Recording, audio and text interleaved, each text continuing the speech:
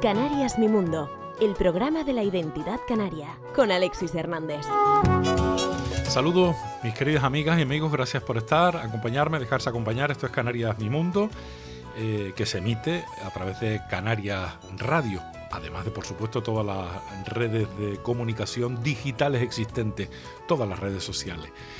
Bien, vamos a arrancar nuestro programa de hoy, que me he llevado bajo el brazo de visita a un estudio donde trabaja en profundidad uno de los grandes musicólogos y músicos, además de buen amigo, de las Islas Canarias. Se llama Félix Morales y con él vamos a hablar largo y tendido de música, de historia de la música y de algunos aspectos que me parece que son muy interesantes y que tengo la sensación de que te va a gustar. Canarias Mi Mundo, el programa de la identidad canaria.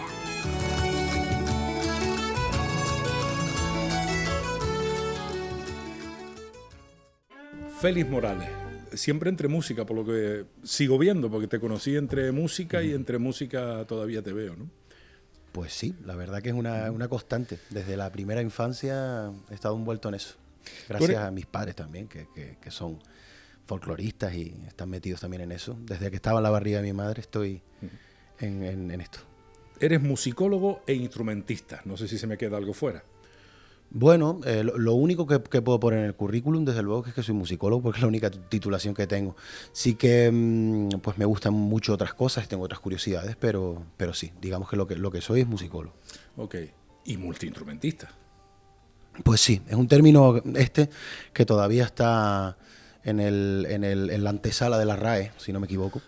Es un término que, pese a que la multiinstrumentalidad existe desde hace muchísimos años, porque al final registrado y no registrado, hay un montón de ejemplos de multiinstrumentistas, de juglares en el medievo, que eran compositores de rapsodas en la etapa clásica, de ya en el clasicismo, pues grandes nombres de compositores que todos tenemos en la cabeza eran multiinstrumentistas. Entonces no estamos descubriendo absolutamente nada nuevo, pero es verdad que es una etiqueta que es bastante certera para describir y designar a los que nos dedicamos a practicar diferentes técnicas en diferentes instrumentos, que bueno, si quieres ya luego hablamos más largo y tendido de eso, porque el reto realmente, yo soy de la teoría de que el reto no está tanto en el instrumento como tal, sino en el lenguaje. Félix, tú tienes ahora en torno a 30 años más o menos. Sí, un poquito más. 30. Bueno, 30, vamos a dejarlo ahí, Gracias. No hay prisa por seguir cumpliendo. ¿Tú te esperabas que la vida era esto? No, en absoluto, la verdad que no me lo habían preguntado nunca. Y no, la verdad que es una cosa que se ha ido fraguando sola casi. Un escalón ha llevado al siguiente, o un paso ha ido detrás del siguiente, y ahora estamos en este punto en el que digamos que hay muchas cosas en paralelo. Hay una faceta creativa, hay una faceta divulgativa y hay una faceta de investigación, por supuesto. Pero las cosas se han ido dando, no había un plan en absoluto. Y si me preguntaras a mí con 18 años, que nosotros ya trabajamos juntos en ese momento, que las cosas iban a ir por aquí, por supuestísimo que jamás lo habría dicho. No, pero si tenías claro que te ibas a dedicar a la música o tampoco. Mira, cuando yo tenía 18 años, yo estaba en la Universidad de La Laguna estudiando ingeniería agrónoma. Y la música era una necesidad, por supuesto, inherente a mi ser, pero no era un proyecto profesional para mí. Es decir, yo no tenía clarísimo que mi vida iba a ser la de un autónomo que se dedica a la música. En ese orden, ¿no? Un músico que cotiza de manera autónoma. Total y absolutamente en ese orden, además. Más bien pensaba que la música iba a ser pues un pilar fundamental de mi vida, pero digamos como una actividad auxiliar o como una actividad paralela a una actividad profesional que se iba a desarrollar a raíz de mis estudios universitarios, en este caso pues ingeniería agrónoma, estudios que por cierto no llegué a concluir, no concluí, porque en mitad de la carrera la cosa se empezó a poner muy seria, digamos, empezaron a salir pues proyectos que demandaban el 100% de mi tiempo. Muchas veces tenía que robarle el tiempo al sueño, tenía que robarle tiempo a mi vida personal para poder atender todos los compromisos profesionales, entre ellos pues, el programa que hacíamos juntos y tal. Y aquel Parranda Canaria. Aquel Parranda Canaria. Y lógicamente pues llegó un momento que digo, mira, es imposible compaginar estas cosas. Es verdad que en ese momento también yo empecé mis estudios musicales de manera reglada, porque yo vengo de la tradición y del autoaprendizaje absoluto, pero sí es verdad que en un momento dado necesito más. En un momento que necesito más formación y formación pues de corte académico. Es decir, en mi opinión está muy bien, esa gente que saca pecho diciendo, oye, yo soy autodidacta. Oye, por supuestísimo, tiene un mérito brutal, me encanta. Yo también soy autodidacta en todo, porque creo que hasta la persona con más títulos universitarios del mundo, en el fondo, es un gran autodidacta, que se ha autogestionado su aprendizaje y sus titulaciones. Y repito, está muy bien saberse autodidacta y defender eso, pero creo que llega un momento en el que necesitas ayuda, necesitas herramientas y necesitas formación, y yo eso lo encontré en el conservatorio. Y bueno, compaginé mis curiosidades, mi aprendizaje inicial en el medio de la tradición, donde pude desarrollar sobre todo mi oído musical, creo, y eso lo pude sumar a mi aprendizaje académico ya en un centro de enseñanzas artísticas como es el Conservatorio Superior, y creo que de esos barros estos lodos. ¿Por qué la musicología? ¿Qué te llamó la atención de conocer la historia y evolución de la música? Por resumirlo de una manera muy burda, ¿no? No, pienso que está bien resumido. Al final la musicología tiene sentido, y esto lo voy a entrecomillar en el sentido de que es una opinión sesgada, es una opinión mía. La musicología, en mi opinión, tiene sentido porque un historiador del arte con 22 años que pueda ir escogiendo su especialidad, quizás vaya tarde para aprender el conjunto de habilidades necesarias para hacer una descripción musical, una transcripción musical. Tú tienes que tener una serie de una educación auditiva, tienes que saber reconocer los modos, las alturas, los intervalos. También yo estoy resumiendo un poco todo para que se entienda. Entonces tiene mucho más sentido formar a un músico en antropología que a un antropólogo en música. Es más rápido, porque recordemos que los estudios reglados de música comienzan en el grado elemental a muy temprana edad, y si sumas el grado elemental, el grado profesional y el superior, hablamos de una carrera de 14 años.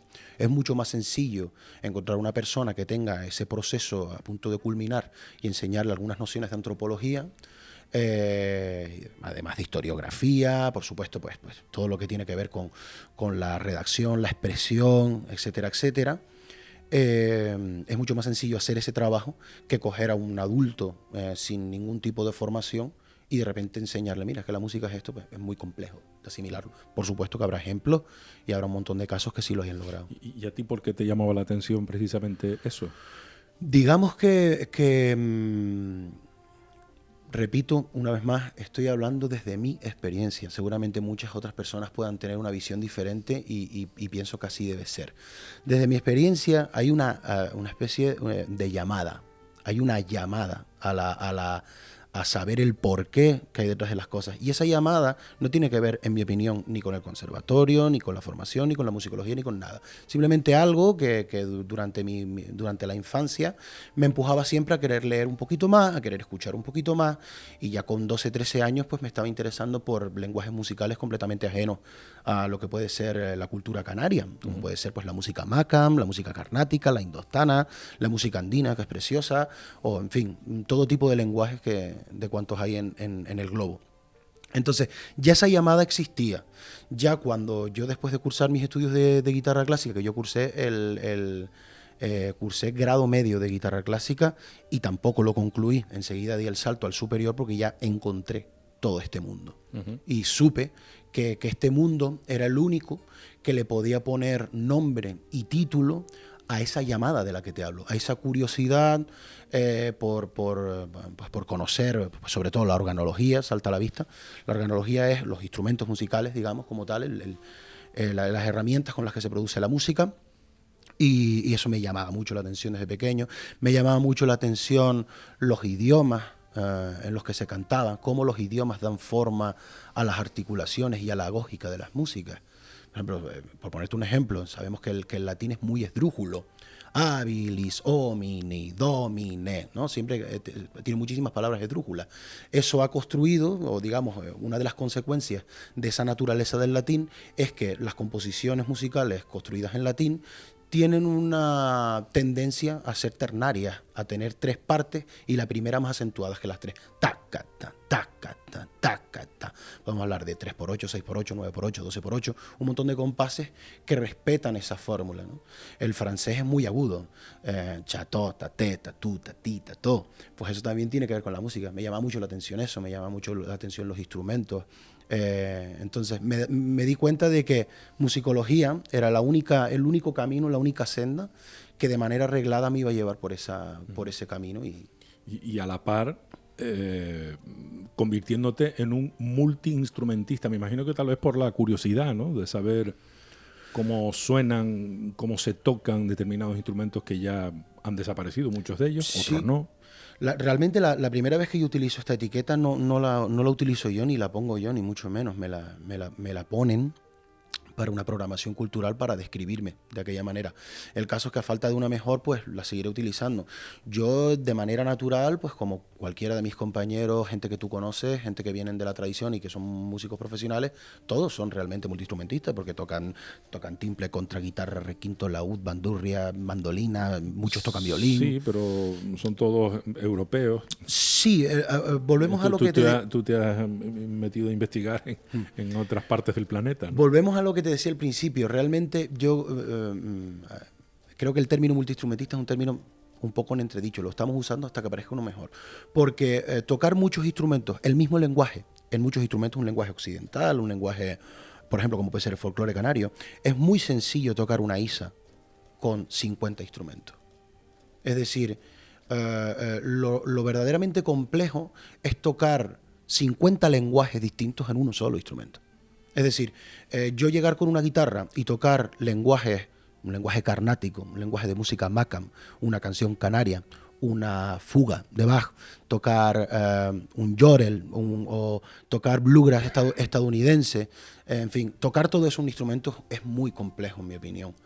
Coger 50 instrumentos y tocar un sorondongo de Fuerteventura es relativamente fácil. Si tú los tienes a mano, tienes el tiempo para más o menos saber dónde está el gatillo de la escopeta, dónde está la mira de la escopeta y dónde se le mete el cartucho a la escopeta, tú al final acabas tocando la isa con todos esos instrumentos. Entonces, realmente yo creo que cuando yo doy el salto de ese estadio, de ese paradigma del que hablábamos, pues toco todos los instrumentos más o menos de folclore canario, soy multiinstrumentista, controlo la música sudamericana y la música folclórica canaria pues con todos estos instrumentos y soy capaz de defenderlo con todos ellos y tal.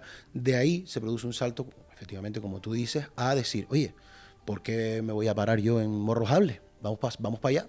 Y empezar a estudiar, pues empiezo con el laúd árabe, me interesó mucho por la música macam, más tarde conozco la música griot, escucho música de la gente del Sáhara, me pongo con el gembri, el tidinit, el lapta, más adelante sigo hacia Oriente Medio, me meto con el saz, el baglama, y eso pues todo tras un devenir, y digamos que se fue haciendo poco a poco, casi que sin darme cuenta. O sea, que fuiste detrás del lenguaje musical de esos lugares y lo descubriste a través de los instrumentos propios con los que se interpretan ese lenguaje. Sin duda. Muchos de ellos los tienes aquí. Sí, ojalá tuviera más. Bueno, algunos. Pero los que vengo necesitando y muchos que no necesito están aquí.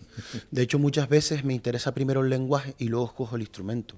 Eso me pasó, por ejemplo, con la música otomana, lo que llaman la música otomana, que es una música, para describirlo a los oyentes, es como una música...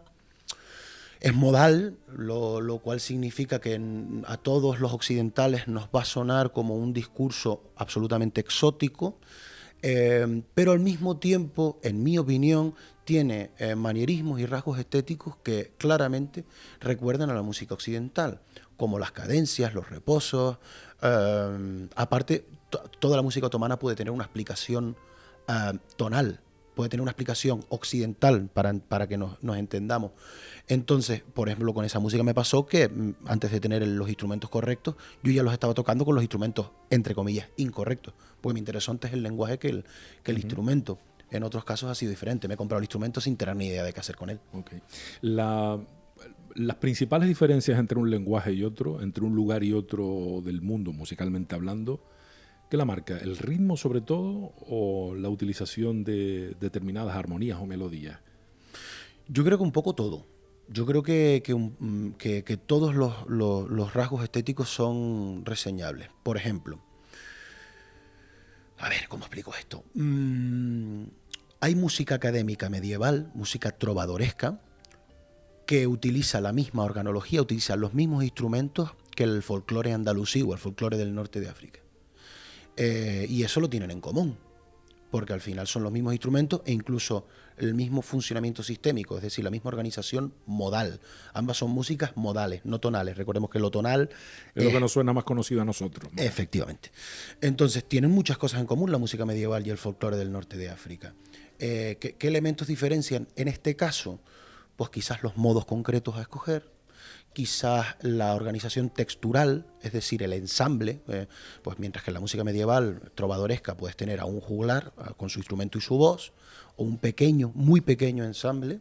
En la música, por ejemplo, del norte de Túnez, de la zona mediterránea, la zona costera de Túnez, pues puedes tener un ensamble con 5 percutas, 3 violinistas, 4 udistas y yo qué sé, y varios cantantes, ¿no? Entonces, en cada caso diferencia una cosa distinta. Pero yo creo que podríamos ser capaces, en un ejercicio hipotético, simplemente por teorizar, podríamos ser capaces de sacar rasgos en común de todas las estéticas musicales del mundo. Pero las principales diferencias entonces que son rítmicas. Las Yo no células diría rítmicas, tanto. No tanto. Yo no diría tanto porque hay una manera muy distinta de entender la música en Occidente, donde nos encontramos, a, por ejemplo, la música que se conoce en la India, que sí, el abanico es muchísimo más amplio. Sí. Sobre todo rítmicamente hablando, me parece. Sí, ¿no? Eso por supuesto. Al final, por ejemplo, pues, yendo al ritmo, en la música carnática o en la música indostana, ambos corpus musicales, recordemos, académicos de la India, no son exactamente folclore, tienen transmisión escrita, tienen un método didáctico sobre la música muy elaborado, y esto daría para un programa aparte casi. Es verdad que tienen un desarrollo rítmico y una investigación en el plano rítmico que por supuesto excede la que te podrías encontrar a priori en la música occidental. Ahora bien, si tú te pones a mirar principalmente siglos XIX y XX de la música académica europea, verás que todas esas formulaciones, todas esas estructuras rítmicas tan complejas, tan subdivididas, algunas que incluso son mutantes, van evolucionando durante... no funcionan por patrones o por compases, quiero decir, las vas a encontrar también en la música académica, sobre todo en el 20, la experimentación que se hace con respecto al ritmo, con respecto a la melodía, con respecto a la organización melódica y con respecto al procedimiento de creación de música, de generación de música en el escenario, en el medio escénico directamente, pues al final te lo vas a acabar encontrando todo. Sí, ese nivel de subdivisiones, eso que escuchamos ahora que está tan de moda, que es la percusión silábica, que la vemos mucho en redes, ¿no? El ta, tiqui, ta, esa manera que tienen de construir, ¿no? Bueno, de construir y de enseñar, ¿no? Y de enseñar, por supuesto. Es que es como transmiten, ¿no? Lo acabamos encontrando también en la música académica occidental. Sí, es verdad que en la música académica... Sí, sin duda. Lo que pasa es que en la música académica occidental encontramos una anécdota, encontramos un exabrupto dentro del discurso general, si es que podemos hablar en el siglo XX de discurso general, porque al final es multicorriente absolutamente, pero encontramos pequeñas manifestaciones de esta organización o de esta transmisión de las figuras métricas, cosa que en la India no es tal. En la India estamos hablando de que existe un método entero, didáctico, perfilado, milenario, para transmitir la percusión y transmitir las métricas silábicamente y de esa manera tan genuina como lo hacen. Entonces, es verdad que en un caso es una anécdota y en el otro es un sistema. Eso sí es verdad. También es cierto que en toda la cultura oriental, siempre hablo de la música en este caso,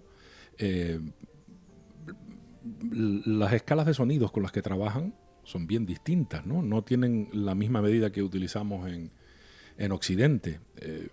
No existe el tono y medio tono, como distancia entre notas me refiero.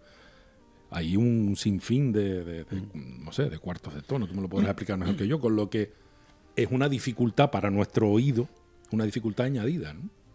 Hombre, para nuestro oído sin duda. Matizar simplemente que no es tanto que no existan tonos y medios tonos, como que más allá del tono y del medio tono hay mucho. A eso me refiero. Es decir, justo. por ejemplo, la música carnática, la música india, que llevamos un rato hablando un poco de ella, divide el espectro musical, es decir, divide la octava, es decir, de un do, cuando tienes en el piano un do, hasta que te encuentras el siguiente do, ellos meten ahí 24 sonidos. Pero ya son el doble. Ya son el doble. Ya son el doble de lo que usamos de lo que usamos nosotros. En la música Makam, la música mal llamada árabe, porque al final lo árabe es una etnia que no es un corpus unificado ni mucho menos, pero digamos... ¿Cómo sería correcta referirnos a esa música? Makam. Mediterránea. Bueno, Maca. Makam, vale. La música Makam ya es un término que engloba también, a su vez, un batiburrillo cultural, pero es una manera de denominar al conjunto de músicas que encontramos en Oriente Medio, ¿no? Al final hay muchísimas etnias. ¿En torno a la cuenca mediterránea? Sí, quizás sí, en el Levante, ahí en el Líbano, pero también metidos hacia el Golfo Pérsico y metidos hacia ya un poquito más oriente, incluso llegando a Irán, pues encontramos, repito, una música en la que esa escala se divide en 22 tonos. Lo que muchas veces nos confundimos los occidentales al acercarnos a esta música, o no acercarnos, sino a cuando nos llegan informaciones de oídas, un poco, desde fuera, nos pensamos que esa división de 22 sonidos, o de 24 en el caso de la India, es una división que está funcionando todo el rato, y que en cualquier momento te puede aparecer cualquiera de esos 22 o 24 sonidos, y no es así. Es simplemente que cuando construyen un makam, que no deja de ser un modo producido por la unión de dos tetracordos, de dos grupos de 4 notas, pues llegamos a una escala, o un raga, que no deja de ser pues exactamente lo mismo, pues a raíz de construir esas escalas y de unir esos dos tetracordos, surgen notas que no tienen una explicación tonal, que no tienen una explicación con el sistema de tonos y medios tonos. Entonces hay que decir, oye, aquí tengo una nota entre fa sostenido y sol. Oye, pues bueno, pues vamos a llamarla un fa sostenido alto, o depende si utilizas notación Kodali o la que sea. Vamos a llamarla de esta manera, pero al final somos occidentales dándole explicación a algo que estaba perfectamente explicado. Queremos etiquetar a nuestra manera, ¿no? Exactamente, es algo que ya existía, ya tiene una nomenclatura, por supuesto tiene un método detrás que está más que entendido por las culturas orientales. Encima, actualmente en los conservatorios que encontramos, por ejemplo, en un país como Turquía, que musicalmente es una superpotencia indiscutible, ya se utiliza el método occidental, incluso para dar explicación a muchas músicas. Entonces, como... Yo no sé si los occidentales vinimos, estoy hablando de siglos atrás, y me incluyo, ¿no? Como si yo tuviera algo que ver con aquello. Pero bueno, no sé si es que los occidentales vinimos a fastidiar la fiesta, me parece a mí, ¿no? Hombre, entre no. querer encerrar la música en los conservatorios, ¿no? En los muros de los monasterios, en querer apropiarnos, ¿no? de cosas que venían de aquí, de allá. Yo no sería tan crudo, pero sí es verdad que existe... Soy muy cruel entonces diciendo eso. No, creo que vas con el palo en la mano. O sea, no tienes problema con en un momento dado decir, oye, autocrítica. Por supuesto, podemos hacer autocrítica. El occidentalocentrismo, el eurocentrismo ha existido siempre, y como cultura lo hemos hecho lo mejor que hemos podido. También es verdad que hemos hecho muchísimas cosas muy grandes y muy positivas, hablando en todo momento de música. Pero sí es verdad que bueno, que es una lacra que arrastramos. Te pongo el ejemplo, por ejemplo, de la palabra folclore. La palabra folclore no existía. Ah, ¿no? Me explico. Lo que nosotros entendemos actualmente por folclore, esto que se dice siempre, conocimiento del pueblo y tal, es una palabra que no existía. Pero es que no hace falta irse a Irlanda. Tú pregúntale a un señor, ahora ya no, porque estamos en 2024, y los señores, por desgracia, pues han ido falleciendo. Pero si le preguntas al hijo de un señor que tocaba el laúd después de la guerra, y le dice, ¿usted toca folclore? Y te dice, ¿folclore yo? ¿Qué es eso? Yo toco música, yo parrandero, yo mis cantares. Y yo, ¿folclore? No saben lo que es. Yo no sé lo que es el folclore. Folclore es una palabra que se inventa en Alemania durante el auge de la musicología comparada para designar a la otredad, para designar a lo que no es lo que hacemos nosotros. ¿Nosotros qué hacemos? Nosotros somos caucásicos, cultos, con ciertas ventajas, haciendo música desde ese paradigma. Vale, bueno, pues vamos a buscar una etiqueta para designar a todo lo demás. Y yo me imagino que habría uno por ahí en la reunión. Mira, a todo. Sí, a todo. Dice, pero ¿y si es tonal y se acerca bastante a lo nuestro? Da igual, no es esto. Bueno, pues venga, pues folclore. Y al final ahí está metido una cantidad de información, por supuesto, supera con creces la que está contenida en el otro saco. Pero bueno, somos personas, somos hijos del método científico en muchos de este tipo en muchas de estas cosas, y es natural que arrastremos esos defectos. Pero folclore, la palabra folclore se inventa para designar a la autoridad. Y además entiendo, te estoy entendiendo como despectivamente, además, ¿no? Al principio sí. Tenía otra categoría aquello, ¿no? También es verdad que hay que decir que en el siglo XIX, ya con un movimiento ilustrado con un siglo y medio de bagaje, bueno, vamos a ponernos en el inicio del romanticismo, con medio siglo de bagaje, existe una curiosidad muy grande por lo exótico. Recordemos que en el siglo XIX es cuando surgen los nacionalismos, donde se fraguan los nacionalismos musicales, será al final del XIX, cuando ya se estandariza, y principios del XX, el nacionalismo ruso, el alambrismo español, y todo ese tipo de movimientos en donde se mira hacia adentro. Previamente se miraba hacia afuera. Recordemos que el impresionismo musical surge con Debussy, que se queda absolutamente impresionado, valga la redundancia, en la Expo de París de 1892, donde ve un gamelán indonesio, un ensamble tradicional indonesio, que es pentatónico, utilizan instrumentos pues normalmente de metal, que nos recordarían un vibráfono o algo así. Y cuando él escucha el tratamiento rítmico del gamelán, cuando él escucha la organización modal, por supuesto, y pentatónica de cómo ellos construyen la melodía esa, él se queda absolutamente extasiado y se va al piano. Y en el piano empieza a trabajar con ese lenguaje. Y así se funda el impresionismo musical. Se lo robamos a los demás allá. Eso es un gamelán, mira, ahí lo tiene. Se lo compré a este que tenemos aquí encima, okay, con pletinas de... ¿Se lo compraste de metal. Se lo compré a un turista en el sur, la verdad. ¿En serio? Te dije fuera de micros que las anécdotas que tengo de compras de turista, instrumentos... pero porque lo mismo no sabía ni lo que tenía. No sabía lo que tenía. Te estaba decorando, como que tiene un jarrón, ¿no? Sí, se lo habían traído sus padres de Indonesia, no le daban valor, y yo le di un valor impresionante, porque esto me lo llevo yo a los conciertos didácticos para decir, mira, quieren hablar de romanticismo, quieren hablar de impresionismo, sí. Vamos a hablar del gamelán. No lo buscamos en Francia, no lo busquemos en Francia, sino... Hombre, yo tuve la suerte de que me lo encontré. Hasta que Debussy no le pone las manos encima, nunca mejor dicho, el impresionismo como tal no existe. No, además que es un término prestado del arte pictórico. Impresión, sol naciente, es el cuadro que da el pistoletazo de salida al impresionismo pictórico, y eso, digamos, permea en la música, y se adopta también el término para designar a la música que estaban haciendo, que en ese momento estaban haciendo varias músicas. ¿Qué tal fueron recibidos? Porque hasta donde yo sé, los innovadores, voy a centrarme en los occidentales, en los europeos. Los innovadores, musicalmente hablando, siempre han sido denostados, me parece a mí, ¿no? Qué sé yo, un Somber, por ejemplo, no fue bienvenido en un momento determinado. Stravinsky, el propio Debussy. La innovación está mal avenida con la tradición, me da a mí. Hombre, está clarísimo que todas aquellas corrientes que vulneren el status quo existente siempre van a tener detractores. Pero también es verdad que en Europa ha existido lo contrario. Ha existido muchísimas personas que lo que necesitaban es aire. Sobre todo, aquí tenemos que hablar, tenemos que hacer, si me lo permites, poner una pica en Flandes dentro del territorio del pensamiento filosófico, ¿no? Es inútil, es estéril hablar de un cambio musical, de una innovación musical, de una nueva entrada de rasgos estéticos, si no hablamos de un cambio en el pensamiento. Es decir, la prima práctica, la música renacentista, que se diferencia de la Ars Nova y de la tradición medieval, no tiene sentido si no hablamos de humanismo, ¿no? El clasicismo, inspirado en el orden, en la paridad, en la estructura que llamamos ahora música italiana, la estructura italiana de la música, ese orden y ese rigor no tiene sentido si no hablamos de pensamiento ilustrado. La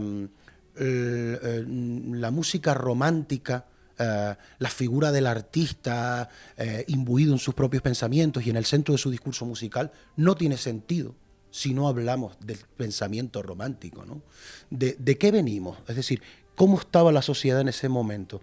Por eso encontramos tejidos sociales que reaccionan muy bien al cambio y encontramos tejidos sociales que reaccionan muy mal al cambio. Depende del momento de pensamiento en el que estemos.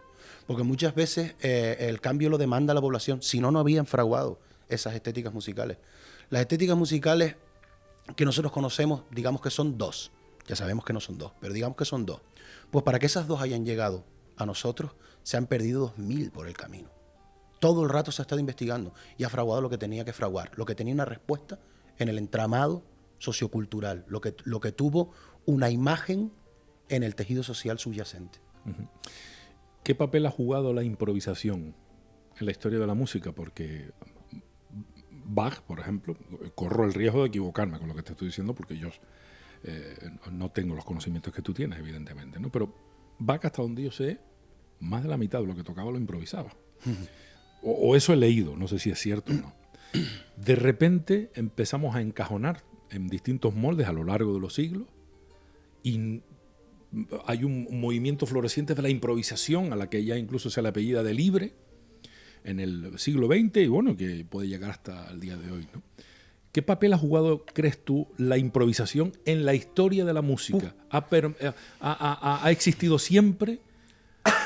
Hemos hecho oídos sordos, nunca mejor dicho, no nos interesó, a los eruditos tampoco, quisieron machacarla, ¿tiene sentido?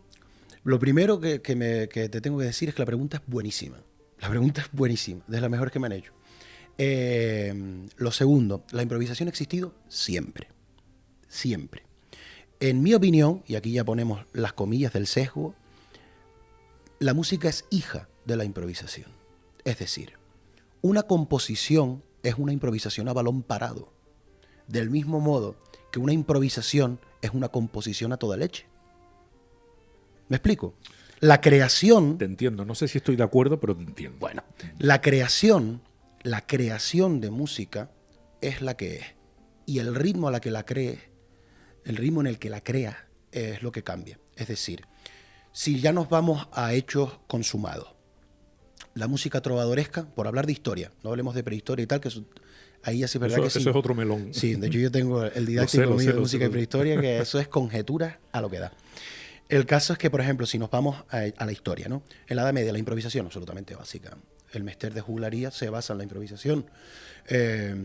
Quizás no en cuanto a las composiciones, como pueden ser unas cantigas de Santa María, unas cantigas del Martín Codax, un saltarelo del manuscrito de Londres, pues ahí no, estamos hablando de composiciones que existen. Ahora bien, el acting del juglar, una vez está ya en su medio, es improvisado, las estructuras son improvisadas. Muchas veces se suprimían o añadían estrofas de manera improvisada. En el Renacimiento, quizás la improvisación no exista tanto, habría que preguntarle a un experto en este tema en concreto, que no es mi caso. En el barroco la improvisación está súper presente, por supuesto que los grandes maestros, tú nombrabas a Bach, pues por supuesto que eran improvisadores natos, o sea, Bach... habría que preguntarle, repito, a un experto en el tema, pero yo estoy seguro de que Bach podía hacer con el instrumento lo que le diera literalmente la gana. Y es verdad que tenía una visión, y esto sí lo leí, muy mercantil del oficio. Al fin y al cabo, tenía todavía... que darle de comer un rancho chiquillo, ¿no? Sí, exactamente, a 25. Es decir, él quizás no tenía la visión del artista romántico que nace con Beethoven, ¿no? La gente viene a verme a mí, ¿no? Y tenía una visión más mercantil de las cosas. De hecho, hay que nos lo confirme algún experto, pero hay cantatas y tocatas que son contraponibles. O sea, estamos hablando de que son casi lo mismo, vamos. Sí, cogías, oye, estamos en Cuaresma, hay que hacer un oratorio, bueno, pues no te preocupes, le cambiamos la letra, tenemos para adelante. De hecho, si tú te fijas en la historia de la música y en lo prolíficos que han ido siendo los compositores, verás que van de más a menos. Bach es un tipo que lo que publica, bueno, lo que nos ha llegado, porque todavía hay mucho perdido, ¿no? Pero es una proliferación abismal. Sin embargo... Era la inteligencia artificial de la época. Sí, la IA, exactamente.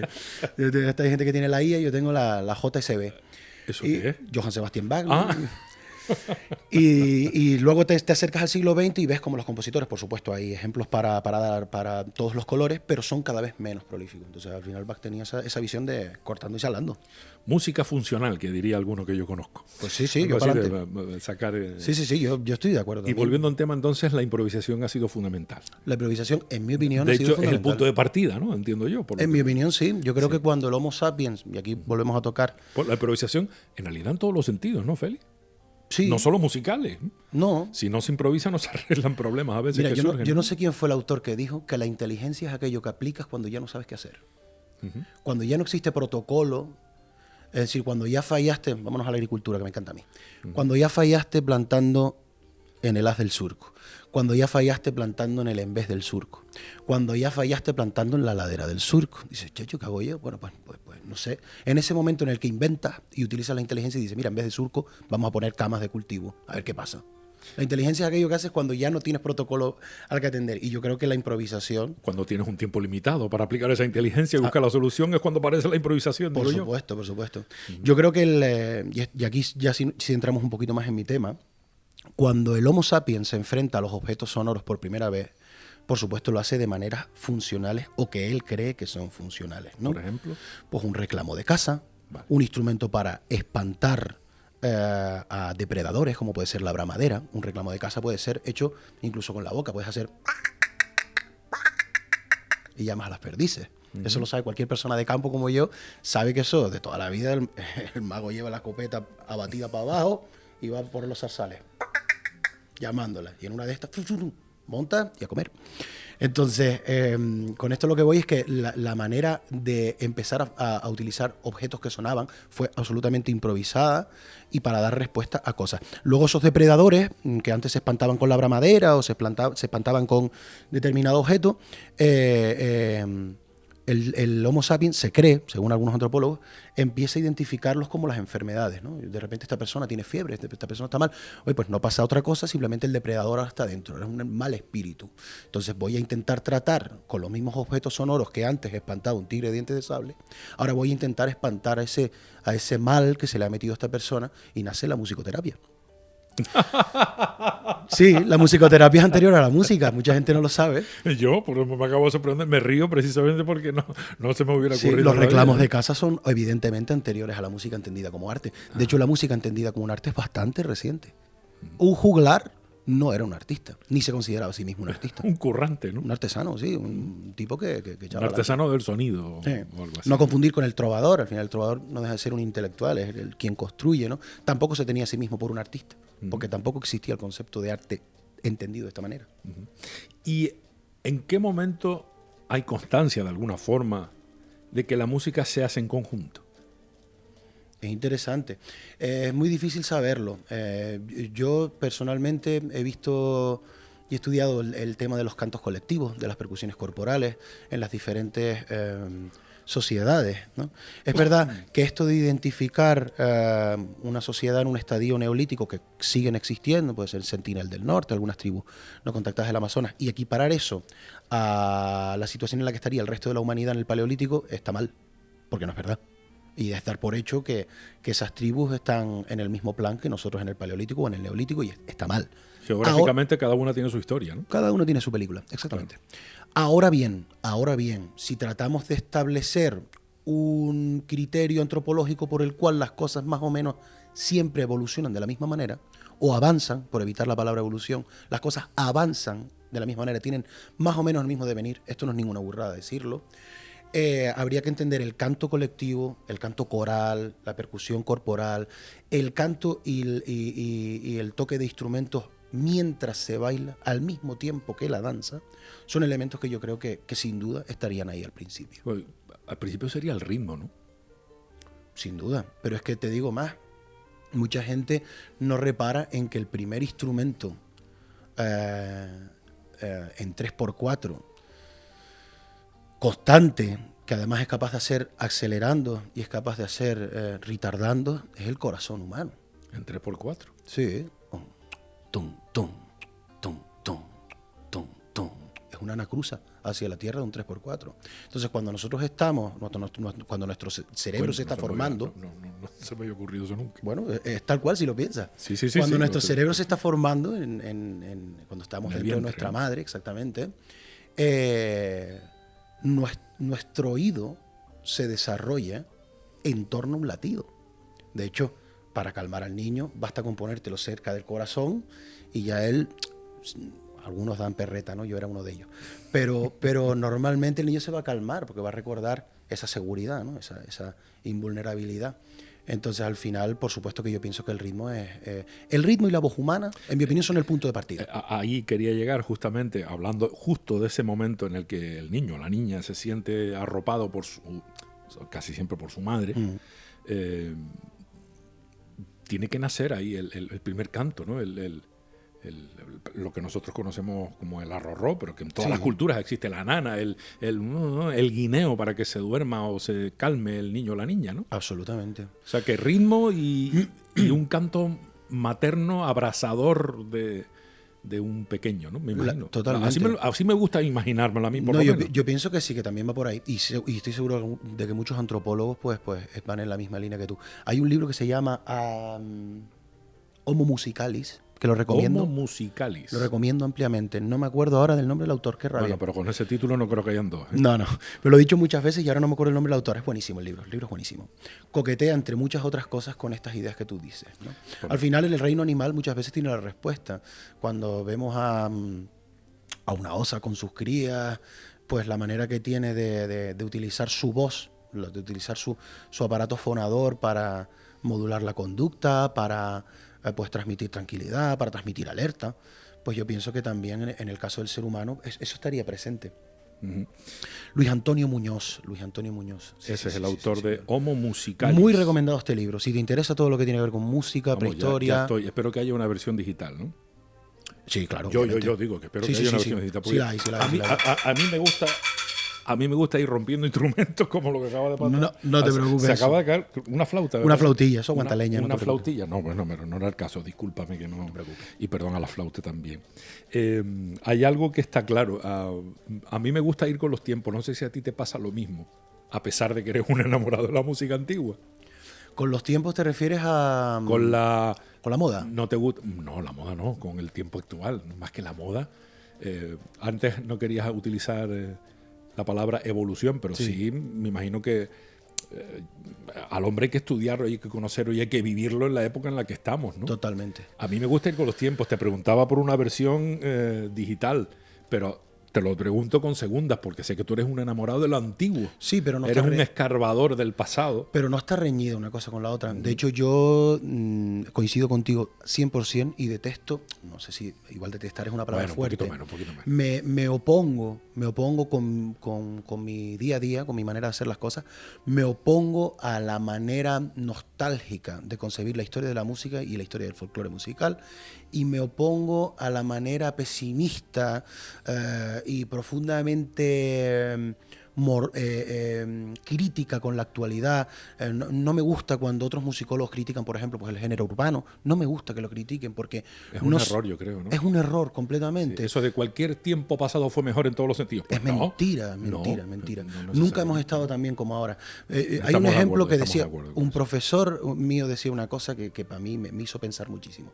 Y es que decía, señores, en el 11.000 antes de Cristo, el 100% de la población vivía bajo el umbral de la pobreza. Y hoy por hoy el porcentaje ha ido bajando y ojalá el día de mañana baje hasta el 100% y por fin tengamos una utópica y eterna clase media en la que todos tengamos comida delante, ¿no? Uh-huh. Pero eso de que cualquier tiempo pretérito fue mejor es de que hay que coger un libro de historia. Por supuesto que hay muchas cosas que solucionar y que tenemos un mundo y una cultura, sobre todo, en la que las cosas suceden a otro ritmo, en otro medio, que es la red, y que por supuesto que las cosas cambian a un ritmo en el que creo que es un ritmo que nos supera nuestra manera de entender la cultura. La vía ha superado al receptor. Entonces creo que en ese aspecto sí que nos vemos superados y creo que hay batallas que librar, pero por supuesto que nunca hemos estado tan bien. O sea, que yo ahora me meta en Google y tenga acceso a no el 100%, pero un porcentaje importante de toda la cultura humana, que yo me pueda descargar cualquier enciclopedia en PDF. Siempre se dijo aquello de, el problema es el acceso a la cultura, que es solo para las clases altas. Pues no era eso. Estamos en 2024 y cualquier biblioteca tienes wifi gratis, te puedes descargar el libro que quieras y por supuesto que algo de eso habrá, pero creo que no era tan sencillo. Con un sujeto y un predicado no lo resolvíamos. La pregunta del millón, ahora que tenemos acceso a tanto, estamos usando ese acceso. Yo pienso que no. ¿Cómo estamos en este momento trasladando la música y todo lo que eso conlleva, identitariamente hablando, en Canarias, en nuestras aulas, a nuestra gente? Digo la música en general, no te estoy hablando exclusivamente de la Canaria, ¿no? ¿Cómo estamos trasladando a día de hoy la importancia de, por ejemplo, de una disciplina como la música, un arte como la música, a los más pequeños y las más pequeñas, ahora que tienen acceso a todo? ¿Qué estamos haciendo bien? ¿Qué estamos haciendo mal? Mira, es muy interesante y muy complicado. O sea, básicamente me propones que me metan un zarzal, pero voy de cabeza. Bueno, despacito. A ver, el magisterio, tú lo sabes bien, tiene una cosa buena. Y es que, al final, yo tengo la opinión, mucha gente probablemente me dirá que estoy errado. De la puerta del aula para adentro, el maestro tiene que cobrar su oficio. Y hay que dejar al maestro trabajar. Y por suerte hay muy buenos maestros que trabajan muy bien la música. Pero bueno, como pasa con todas las cosas, con todas las disciplinas, también existirá lo contrario. Yo creo que nos estamos enfocando en capacitar al alumnado en música, cuando realmente, si nos vamos a la primera fuente musical o pedagógica musical que existe, nos tenemos que ir a Aristóteles, y habla de la música como herramienta. A, B, C, D, E, F, G, H, I, A, K, L, M, N, O, P. Yo a lo mejor no me lo habría aprendido si no fuera con la canción. La música es una herramienta poderosísima como elemento didáctico. Entonces, igual no me interesa a mí tanto, y hablo por supuesto como un absoluto outsider y acepto todos los contraargumentos posibles porque así debe ser. Yo creo que nos hemos centrado en capacitar a los chiquillos, en saber qué es un 6x8, qué es una blanca con puntillo, cuando realmente podríamos ponerlos a vivenciar la música y a utilizar esa vivencia como herramienta para adquirir otros conocimientos. En los textos aristotélicos esto está dicho ya, y en los pitagóricos. O sea que estamos hablando de que esto es viene de muy atrás. Un profesor mío, increíble profesor, Roberto Pía, en una de las primeras clases de musicología, nos ponía un texto pitagórico hablando de música y juventud. Mentira, yo creo que era platónico, perdón. Hablando de música y juventud. No nos ponía el autor ni la firma. Y nos decía, ¿esto de quién es? Y algunos decían, no sé, de algún periodista de los 90. O otro decía, esto es de Risto. Yo creo que esto es de Risto. Y era un texto de Platón, a lo mejor, del 400 antes de Cristo. O sea, que fíjate la vigencia que tenía, la crítica que él hacía. Entonces, respondiendo a tu pregunta, yo creo que estamos aún dándole importancia a la música como contenido, que por supuesto lo es, y todavía no le hemos dado la importancia que tiene como herramienta. La herramienta de la música para aprender otros conocimientos, en mi opinión, es brutal. Además, seamos realistas, si un colegio tiene 1000 alumnos, 2 o 3 van a acabar en el conservatorio, o ya no digamos conservatorio, por no hablar de élites académicas ni de ninguna de estas historias. ¿No? Hablemos de música profesional, hablemos del medio escénico. 2 o 3, como muchísimo de esos 1000, van a acabar viviendo del medio escénico, de la interpretación. Oye, ¿y los 997 restantes?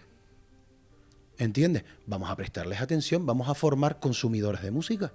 Porque la música tiene muchas aristas, ¿no? Muchísimas. Entonces, vamos a formar consumidores de música. Personas que sepan apreciar la música y el porqué de la música. Personas que el día de mañana, además de, por supuesto, irse a un festival y escuchar a su Lola Índigo, a los artistas urbanos que acostumbren a consumir, pues una vez al mes digan, oye, pues me voy a ir al auditorio porque tengo la cuarta de Brahms y no me la quiero perder. Y es un discurso musical de una profundidad increíble, que esto lo vi yo en el cole. Y estamos viendo una sinfónica que son 200 instrumentos, que es un espectáculo increíble. Porque yo estoy seguro de que a muchas personas que actualmente tienen 15, 16 años, si los cuelgas como si fuera el gancho de las máquinas de peluche y de repente los descuelgas en el auditorio y le pones, qué sé, la quinta de Mahler, van a flipar. Porque no hay reel de Instagram, ni, en fin, no hay espectáculo. Pocos espectáculos son tan potentes como tener una sinfónica resonando delante tuyo. Es un disparate. Entonces, vamos a formar alumnos que sepan apreciar eso, que puedan irlo a consumir, porque además esos consumidores es los que te van a garantizar que después los 600 tipos que trabajan en la sinfónica tenga sentido su trabajo y sigan siendo, pues, si son funcionarios, si son empleados privados, pues privados, y sigan, en definitiva, cultivando eso.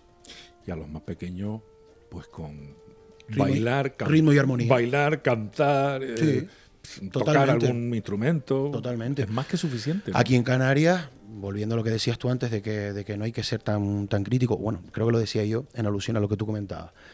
Yo, por ejemplo, aquí en Canarias nosotros creo que podemos sacar pecho con determinadas cosas.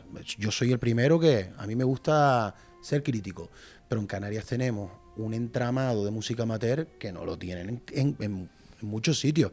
Tenemos el folclore, que es uno de los más practicados de España. Hay un dato curioso por ahí, que por ejemplo en el Valle de la Orotava, que comprende los municipios del Puerto de la Cruz, Los Realejos y la Orotava, hay más asociaciones folclóricas que en algunas comunidades autónomas. Uh-huh. Es decir, hay más grupos de folclore en el Valle de la Orotava que a lo mejor en Castilla y León entero. Uh-huh. Entonces, eso existe. Tenemos el mundo de la murga, el mundo de las batucadas y tal. El carnaval, vamos. Yo soy absolutamente ajeno a ese mundo, pero lo he visto de delante de mí y tengo muchos amigos que están metidos ahí y tal. Y hay muchos sitios donde uno probarse. O sea, que en ese aspecto yo creo que hay que ser optimistas, ¿no? ¿Y profesionalmente tenemos buenos músicos? Yo pienso que sí. De hecho... Yo también, yo también. De hecho... Lo que no sé es si son suficientemente exigentes, fíjate lo que te digo. Hombre, aquí está todo... Yo le peleo siempre a los músicos para que se exijan más a sí mismos, para que sean todavía mejor si pueden, para que no se conformen, porque en Canarias, yo no sé, Félix, si tú compartes esto conmigo, pero en general, y hablo en este caso de los músicos, muchas veces se conforman con el, bueno, si así está bueno, ¿para qué nos vamos a complicar más, no? A lo mejor hay que complicarse un minuto más. Bueno, yo he visto todos los casos, ¿no? Sí, es verdad que conozco muchos músicos que solo admiten lo excelente y lo perfecto, y mis respetos absolutos para ellos. Tampoco hay que pasarse, ¿no? Tampoco hay que pasarse. También conozco mucha gente que efectivamente sabe que aquí, a nada que insistas con cualquier cosa, te conviertes en el gurú de eso. Hay unos cuantos, ¿eh? Y de aquí no me bajo. O sea, tú estás aquí 10 años con un discurso más o menos estable. Da igual que no esté contrastado, da igual que tú no estés formado, de la manera que sea. Tú insistes, tú te conviertes en el gurú de esa cosa. No te voy a preguntar porque eso sería una maldad. Cuando apaguemos los micrófonos, lo mismo si te lo pregunto. Vale. Pero es verdad, ¿no? Pero estamos de acuerdo entonces en que tenemos muy buenos músicos, pero también podríamos tener más y mejores. Sí, sin duda. Aquí muy fácil destacar en un momento dado. También es verdad que hay gente muy preparada que por mucho que se prepare y por mucho que se esfuerce, no va a encontrar un medio en el que brillar. Como por ejemplo el circuito del jazz. Eso te iba a decir, vamos a invertir la pregunta, vamos a pedirle explicaciones a la administración. A los gestores de los espectáculos. Aquí, por ejemplo, tenemos unos músicos de jazz. Yo soy un absoluto outsider de esto, ¿vale? Pero los he visto delante mío y muchos estudiaron conmigo en el concert o he tocado con ellos en otros géneros o lo que sea. Y son gente que está a un nivelazo brutal, no dicho por mí, dicho por críticos que tienen seguramente una visión mucho más panorámica que la que puedo tener yo. Y dicen, mira, esto es un nivelazo, este guitarrista, mira, este contrabajista, esto es un nivelazo brutal. Y de repente te lo ves colaborando con Javier Colina, un día te lo ves tocando con Yamandu Costa y dices tú, oye, aquí suenan campanas, amigo. Y es que resulta que sí, que hay músicos que son un disparate, pero es que aquí no tienen un medio lo suficientemente fuerte como para existir y vivir medio tranquilo. Como circuito, me estás hablando. Un circuito escénico en el que realmente brillar y en el que realmente pagar los garbanzos, que es el objetivo final de una profesión. No, porque es que no dejan de ser profesionales, o sea, vale. Estamos hablando de que Bach y Beethoven eran igualmente músicos. Uno estaba más preocupado de garbanzo y el otro pues de ser el mayor artista de la historia creativo. Totalmente, ¿no? Pero es que el arte, entre otras muchas cosas, es un negocio y eso no está mal per se. Eso no está mal per se. ¿Y eso lo entienden los músicos? Algunos sí y otros no. Ya, me imagino, ¿no? Porque no deja de ser una profesión. Es una profesión. De hecho, yo desde que empecé, coincidió más o menos cuando me hice empresa, desde que empecé a observar las cosas desde un punto de vista digamos empresarial. Mercantil. Sí, mercantil, Claro. a falta de un término mejor. He sido mucho más feliz y mucho más justo conmigo. Hay que darse chance también. A veces nos autoflagelamos de una manera muy atroz por tener que ir a ganar a un hotel. Oye, tío, vas a estar 1 hora fuera de tu casa y vas a volver con 300 euros en la cuenta. ¿Qué más quieres? Coño, dime el nombre del hotel que yo voy también si hace falta. Ya te lo comento después. Es decir... Porque eso está muy bien pagado. Con algunas, sí. Con algunas profesiones pasa que da igual. Tú puedes ser carpintero y puedes hacerle una vitrina a Pepito de los Palotes o a la zarzuela. Tú puedes ser fontanero y puedes desatascar el inodoro de la zarzuela o de Pepito de los Palotes. Ahora, si eres músico, si no estás en el circuito Si no Prime, vas al super... es como mira al muchachito, mira, él tiene su garage band, ¿no? Un pibito que está arrancando y tal. Y por dentro uno piensa que, mira, a lo mejor llevo 15 años en esto, si necesitas pasta visa yo te presto. Bromas aparte, es una manera de decir que, oye, que tú estás viendo la punta del iceberg repito, pues vemos a un Zetangana, a toda esta gente, pero es que ellos mismos provienen de un tejido de media tabla que es el 99,9% de la música del mundo. ¿Entiendes? Entonces, ojo con compadecer. Albert Einstein era 1. Hay muchísimos números 2, 3, 4, 5, 6, etc. Efectivamente, y son igual de importantes que Albert ¿Cuántos Einstein. músicos habrían coetáneos de, yo qué sé, de Bach? Imagínate, Uf. que nadie sabe que existieron. Pues sí. De hecho, muchísimo. habrían miles. Bueno, a lo mejor no sé si miles en esa época. No sé si miles, intérpretes seguro. Pero bueno, docenas como poco. No, y cientos también. Sí, sí.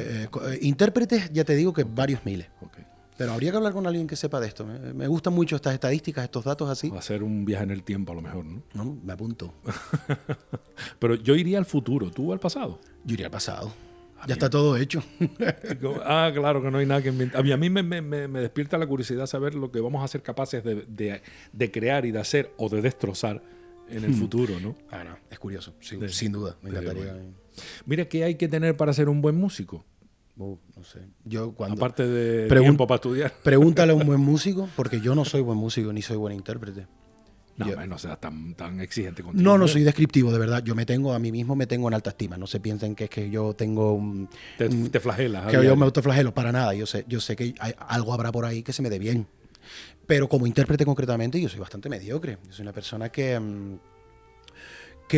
yo siempre he sido de la idea, y creo que esto lo hablaba el otro día contigo, y lo he hablado con mucha gente, que lo perfecto es enemigo de lo bueno. Es verdad. Es mi opinión. Oye, cualquiera puede decirme, No, bueno, estamos tú de no acuerdo. sabes lo que es encerrarte a estudiarte las variaciones Goldberg y meterlas donde van. Eso es verdad también. Pero, dicho esto, yo creo que sublimar un lenguaje, un instrumento, una obra, es increíble, y como consumidor iré a verlo 1000 veces, pero te quita de explorar otras cosas y te quita de sublimar otras cosas. Entonces, para mí, que soy un generalista nato, que tengo curiosidad por muchas vías y por ver qué hay en común entre esas vías para elaborar un discurso que a lo mejor a alguien le pueda aportar o no, en esa experimentación estamos. Pues para mí personalmente es mucho más interesante que tú me toques un virelai sencillito con la guitarra, que es un instrumento medieval, y luego me toques una pavana sencillita con el laúd renacentista, unos canarios de Gaspar Sanz sencillitos con la guitarra barroca, y terminar con, qué sé yo, una pieza de guitarra clásica también sencillita. Para mí eso es más interesante que tú me traigas un programa de Kapsberger, de música barroca toda con la tiorba, y me eches 1 hora y media de tiorba delante. Pero claro, por eso también, para variedad de productores, hay variedad de consumidores. Muchos me dirán, mira, pues tú te quedas un poco en la superficie, no me da tiempo de saborear ninguna corriente, ¿entiendes? Y yo he venido aquí a impregnarme en la música de Kapsberger, y contigo no lo he logrado. Y yo te digo, oye, pues chapo. Pero también puede haber alguien que diga, oye, qué curioso cómo los instrumentos, según avanzabas en la cronología, eran más grandes e iban sonando más. Y yo le digo, claro, es que resulta que las familias reales eran mayores, y los cuartos en los que se producía la política y en los que se fraguaba el absolutismo, que en la edad moderna se consumó, iban siendo más grandes, y por tanto los instrumentos tenían que tener más sonoridad. Hasta que se inventaron los altavoces. Hasta que se inventaron los altavoces y se acabó la vaina. Entonces, hay gente que encuentra una cosa más curiosa y otra gente encuentra otra cosa más curiosa. Yo personalmente soy más de la idea de que prefiero repito, pasar y tocar diferentes palos y digamos, pensar en alto delante del público, aunque lógicamente todo esté pautado y programado, pero prefiero que se vayan con una reflexión, aparte de que, por supuesto, música es música. Algo tocado desde el corazón y tocado con sentimiento puede tocarte la fibra, independientemente de que te acaben de dar una turra y luego te vaya a venir otra turra. Vaya. Pero bueno, también eso el público es soberano y el público es el que tiene que ir escogiendo. Podemos afirmar entonces, por lo que te he escuchado durante esta hora prácticamente que llevamos, que tu combustible es la curiosidad. Sin duda, sin duda. Porque además es una respuesta instintiva, ¿no? Yo no quiero ser curioso, yo no quiero desvelarme, yo no quiero quedarme canturreando una melodía libia durante 3 días obsesionado con ella. Yo no quiero. Es una respuesta que además le pasa a muchos compañeros míos y muchísima gente, seguro que si son músicos se sentirán identificados con esto que estoy diciendo. Es una respuesta instintiva, es algo que está dentro y que simplemente pasa y tiene que pasar. Y en mi caso, pues por ejemplo, me pasa desde niño, mis padres cuentan anécdotas múltiples y desde niño pues es una cosa que me pasaba y yo quizás he tenido la suerte y quizás he tenido el acierto de encauzar esa curiosidad en una minúscula trayectoria, porque soy muy joven todavía, gracias a Dios, pero en una minúscula trayectoria que ya veremos qué pasa el día de mañana, y en una carrera he tenido la suerte de toparme con la disciplina correcta delante mío. Félix Morales, muchas gracias. No, muchas gracias a ti, hombre. Esto es un placer muy grande. Habrá que repetir una conversación. Bueno, repetirla no, para que no sea aburrida. Hablar de otras cosas. Cuando quieras. Pero siempre con la música de por medio, ¿no? Hombre, digo yo. Gracias, de verdad. Gracias a ti. Y a ustedes, señores, mi deseo de salud, felicidad. Les espero en el siguiente Canarias Mi Mundo.